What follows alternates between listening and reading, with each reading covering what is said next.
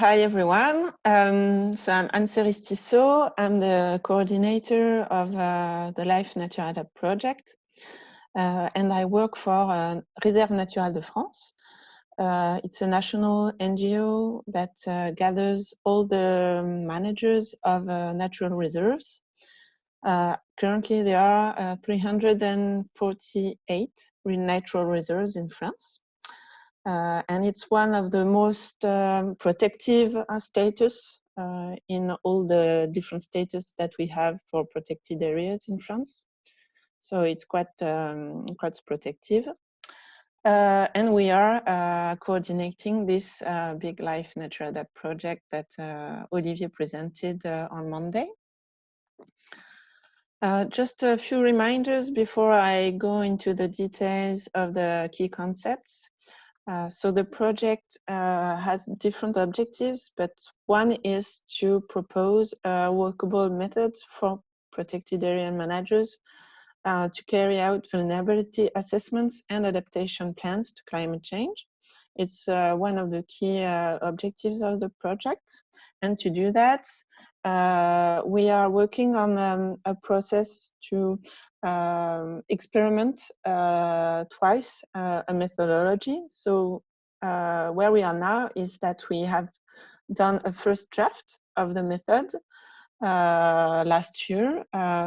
When I say we, it's a working group that has been gathered, and they have read all the available existing methods and guides. For example, I think there are seven guides that have been analyzed.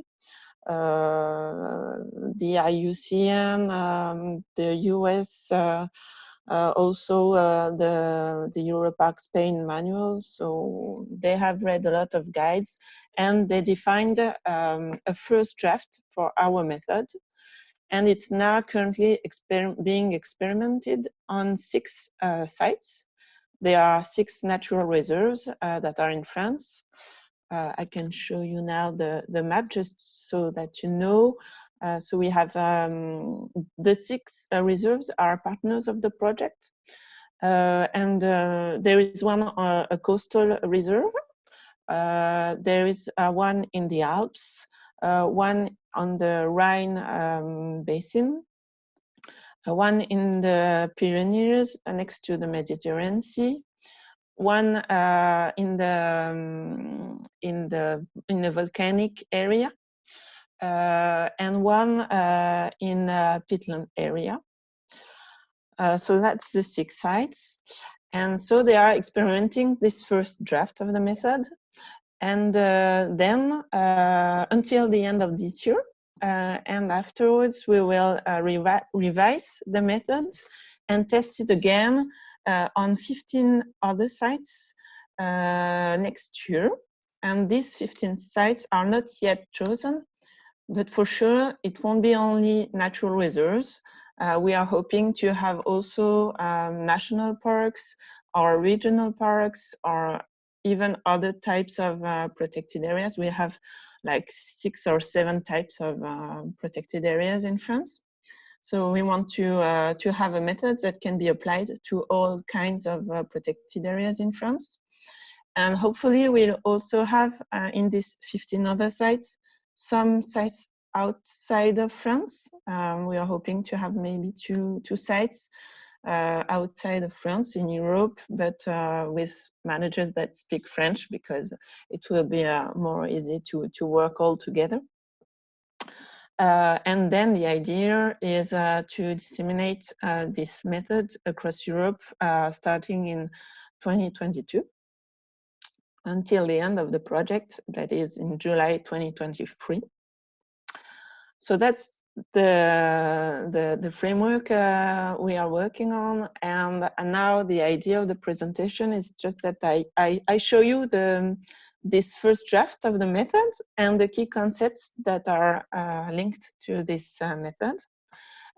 You'll see I'm going to talk about many things that we've talked about for yesterday and Monday.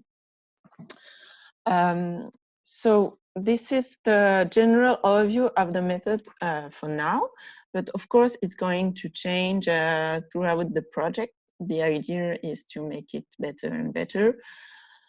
So now that's what the 6 sites are experimenting.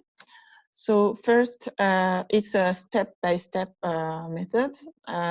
So first, we ask them to define the scope of their assessment. And we chose to not only study natural elements, features, but also management tools and some socioeconomic practices and human activities. So they have to define 3 kinds of what we call objects of the assessments. And those are the 3 kinds: natural elements, features, management tools, and human activities and practices. Afterwards, the idea is, of course, to explore the evolution of the climate on the protected area, on the reserve. So to see what has been, how was the climate already evolved, and to see in the future what is going on. What will occur on the protected area, and also to think about the evolution of the pressures that are going to happen on the protected area, because they will be for sure important to understand what's going on on the protected area. And they will also evolve according to the climate change. So they are doing this analysis about the evolution of the climate and the evolution of pressures under the pressure of climate change. I'm not sure if I'm very clear about that, but the idea is that climate change will impact, of course, biodiversity, but also the activities. And from these 3 elements, we ask them to assess the vulnerability of the 3 kinds of objects towards climate change. And before doing an adaptation plan, we also ask them to think about newcomers that could arrive on the protected area. So not just the vulnerability of the existing objects, but also to think about species or habitats or new activities that could come in the protected area under the pressure of climate change. And with all these 5 steps, we ask them finally to have an overview and to carry out a prospective assessment of the protected area, taking into account the climate change, new pressures, and the vulnerability of the objects and the potentially newcomers on the area. And all this, we call it vulnerability and opportunity assessment. Then the idea is, on this basis, of course, to choose an adaptation strategy for the protected area and define actions of the adaptation plan. And this strategy and the actions make what we call the adaptation plan. Of course, there are all the steps that I didn't mention here because it's already quite complex. But of course, in our method, we are also designing how to make that the adaptation plan is really linked to the management plan. It's quite challenging, but we are working on it. I'm following, and maybe we will talk about it later in the question and answers session. So I wanted to focus on the vulnerability assessment concepts. So that's why the key concepts what we we are talking about since Monday.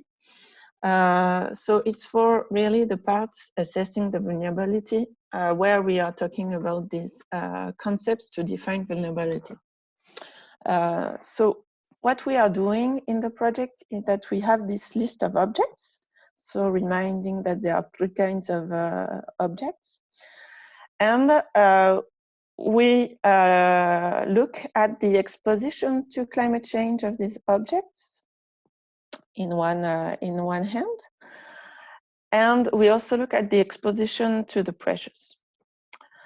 But these objects are characterized by their intrinsic sensitivity to climate change and their intrinsic adaptive capacity.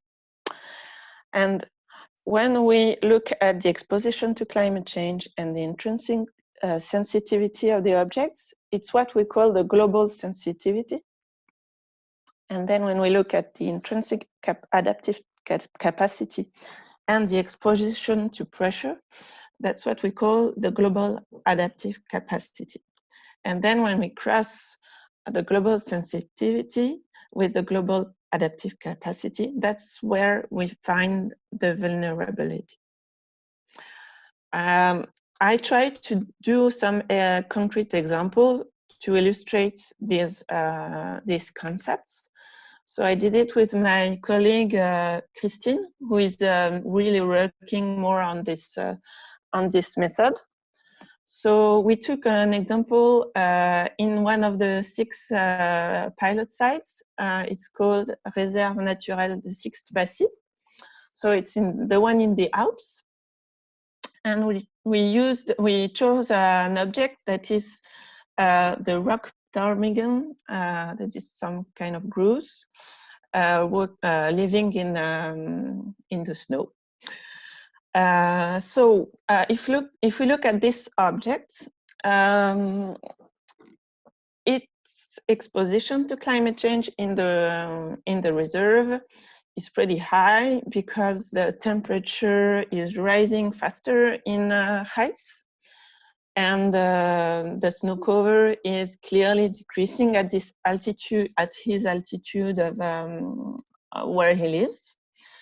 So his exposition is pretty high. Its intrinsic sensitivity is pretty high too, because it's really sensitive to temperatures and to the presence of snow cover. So that's why we say that its global sensitivity is high. If we look at the adaptive capacity, I'm sorry, I didn't change here, but it's adaptive capacity.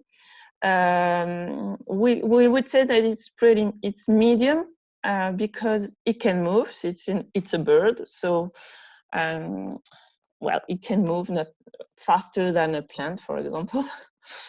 So that's a good point for him.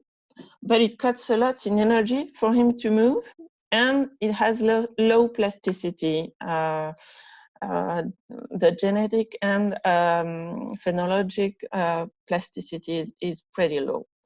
So it's not so good for him. It's not so easy for him to adapt. He can move, but it's difficult. So we say it's medium adaptive capacity.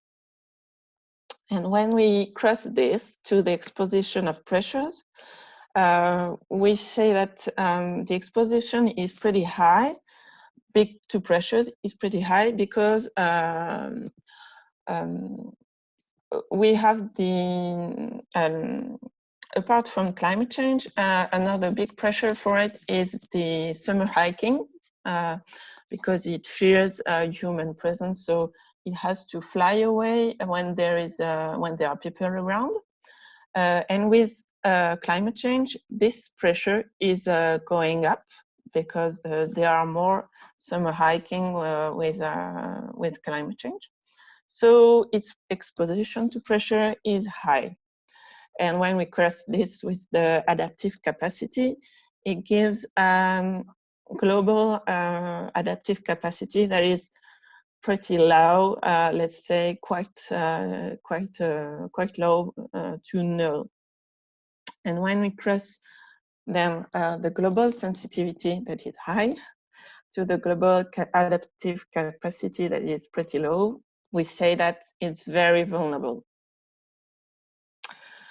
So just to conclude, I know it's it's pretty tough to follow, but just to understand our point of view is that we have to consider climate change, the characteristics of the object, but also pressures, and these pressures are evolving also because of climate change. And so we try to have a path that can take into account all these changes and that can finally give an assessment of the vulnerability of each object. So that's what we are trying to do now on the 6 sites.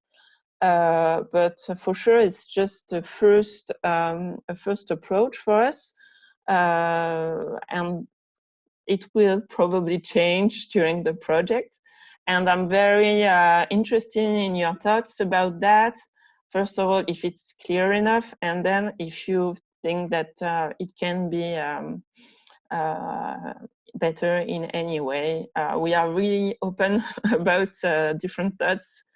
And so thanks for your attention, and I'll be also very keen to answer or complete what I've said. I try to be quite short because we can go very further in the details, but I don't want to lose anyone. Thank you.